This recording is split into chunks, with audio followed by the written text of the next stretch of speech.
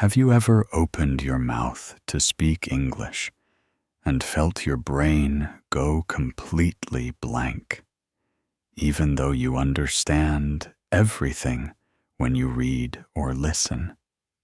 Have you ever walked away from a conversation thinking, I could have said that so much better?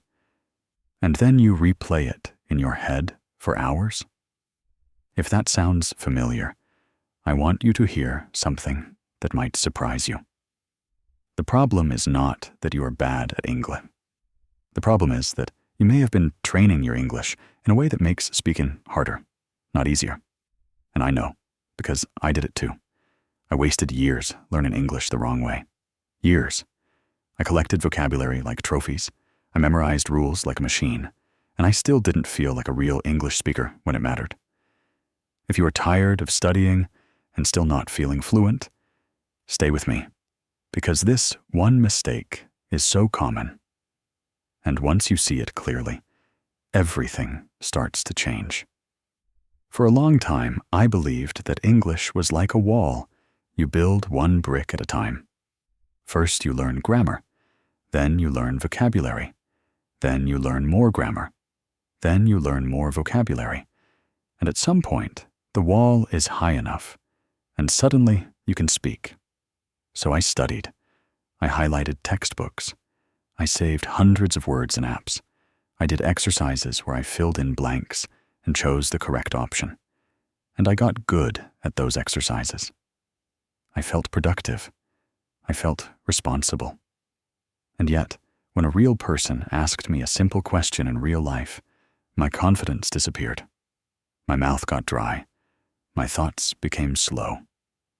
I started translating in my head, word by word, like I was carrying heavy boxes up a staircase. By the time I found the perfect sentence, the moment was already gone. Maybe you know that feeling at work. Your colleague says, "What do you think about this idea?" And you do have an opinion. You have a good opinion.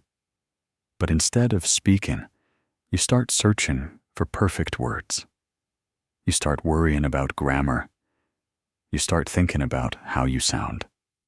And then you say something short, something safe, something that does not show your real personality.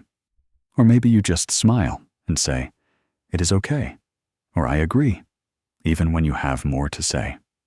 Later, in your head, you speak perfect English. In your head, you are fluent. But in the meeting, you feel small. That gap between the English you know and the English you can actually use, that is where the pain is. Here is the mistake. I trained English like a school subject, not like a living skill. I trained my eyes and my memory, but I did not train my mouth, my timing, or my calmness.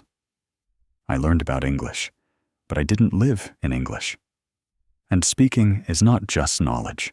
Speaking is performance. It is like driving. You can read a book about driving for 10 years, memorize every rule, understand how the engine works, and still freeze the first time you sit behind the wheel in busy traffic.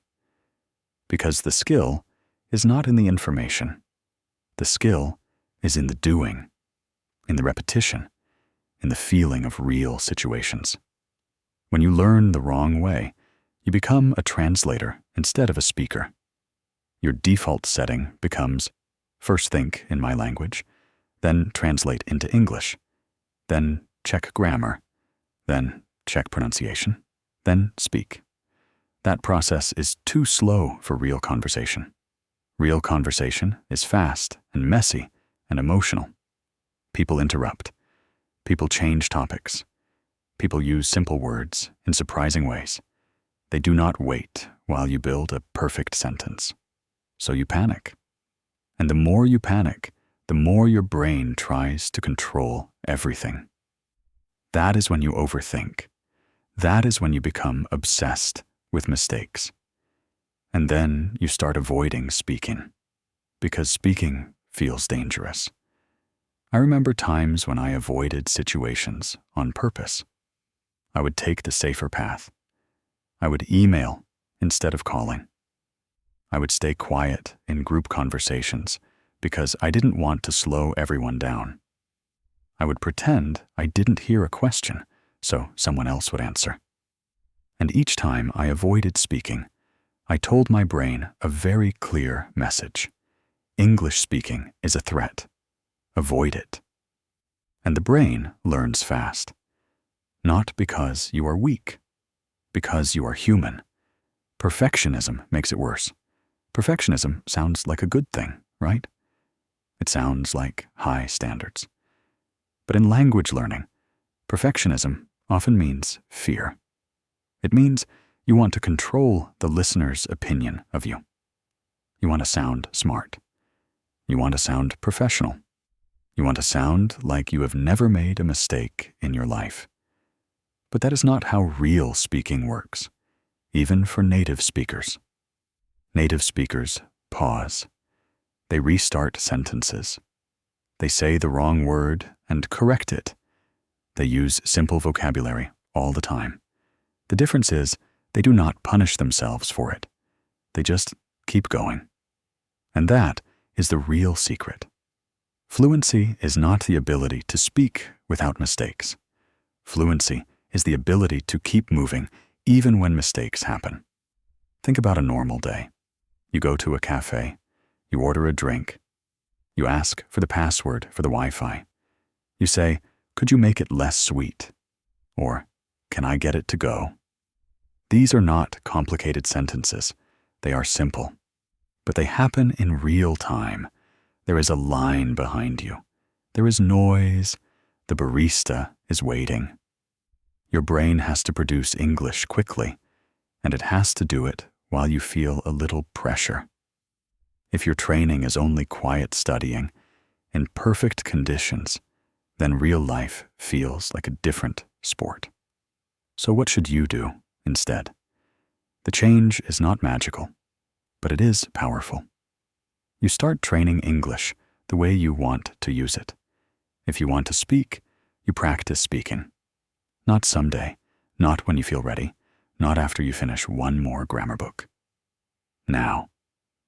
And I do not mean that you need to give long speeches. I mean you build a habit of producing English every day, even in small ways, so your brain stops treating speaking like an emergency.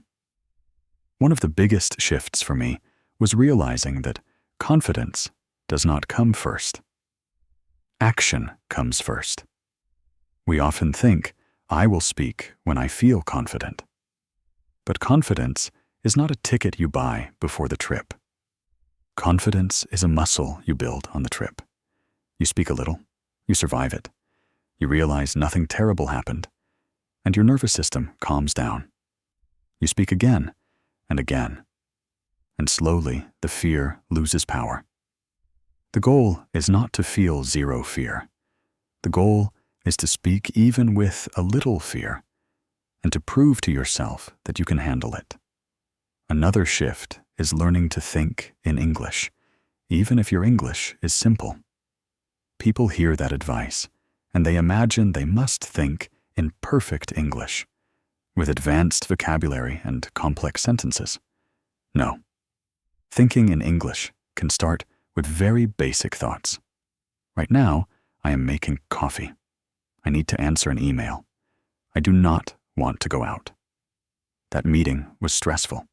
This is the kind of English that builds fluency, because it builds automatic language. It connects English to your real life, not to a textbook.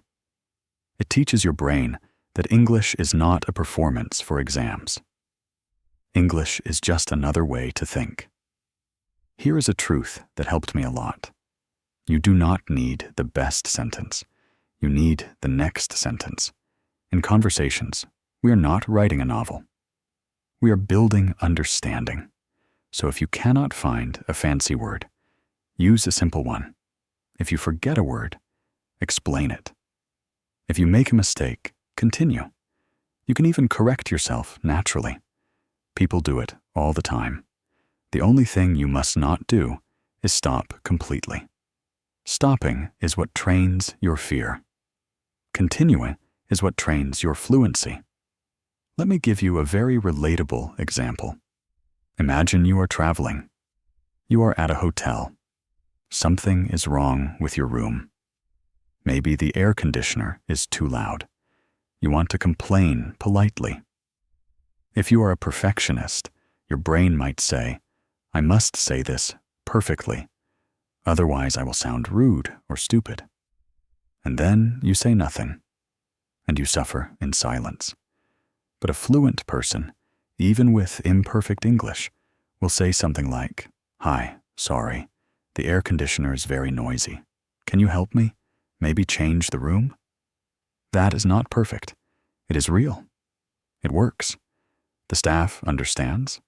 The problem gets solved. And you walk away feeling stronger. That is the kind of victory that builds fluency.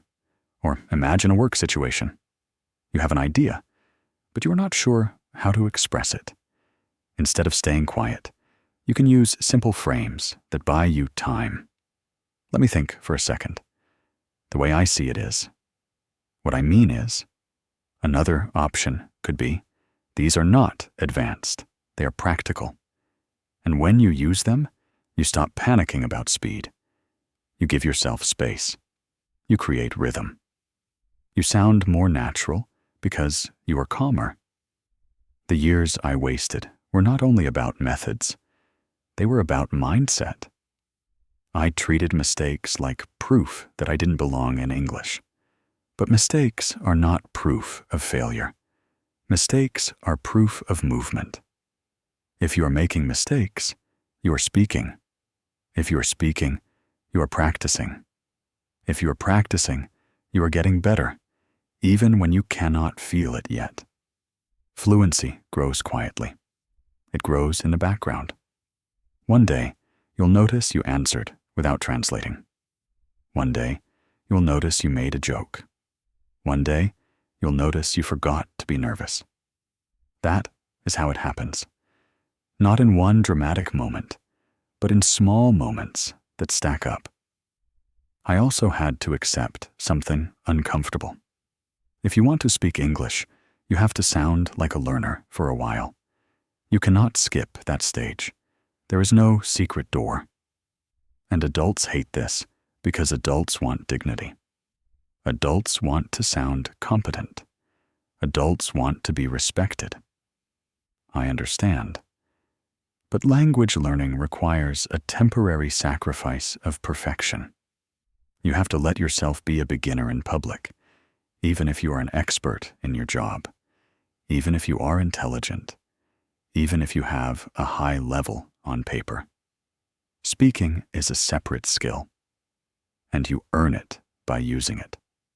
So if you have been studying for years and you still feel stuck, I want you to stop blaming yourself. You were probably doing what you were taught. Memorize, repeat, get it right, pass the test. But now you can choose a different path, a path that matches real life. More listening to natural speech, more repeating out loud, more small daily speaking practice, more thinking in English during ordinary moments, more comfort with simple sentences, more permission to be human. And let me say this clearly, because you might need to hear it. Your accent is not the enemy. Your mistakes are not the enemy. The enemy is silence caused by fear. The enemy is waiting for the day you feel ready. Ready is not a feeling that arrives.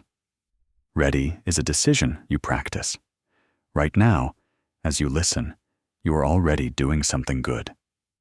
You are surrounding your brain with English in a calm way. That matters. But when this audio ends, I want you to take one small action that proves you are changing the way you learn. Say a few sentences out loud about your day. Retell a short story you heard recently. Describe what you see around you. Keep it simple. Keep it real. Your goal is not to impress anyone. Your goal is to train your brain to produce English without panic. I wasted years, because I thought learning English meant preparing forever. But speaking English means participating. It means showing up, imperfectly, and staying in the conversation. So do not make my mistake. Stop building the wall in your head and start using the door in front of you. Speak a little today. Speak again tomorrow. And when your brain says, "What if I make a mistake?" answer with something calm and true. I will make mistakes. And I will keep going. Because that is what real speakers do.